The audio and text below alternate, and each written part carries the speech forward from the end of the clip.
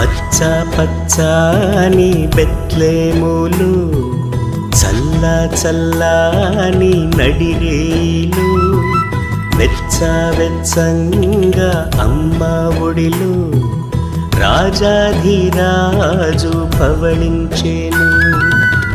జగతిని బ్రోవగా జనులను కావగా దైవ కుమారుడే ఇలా జనించెగా.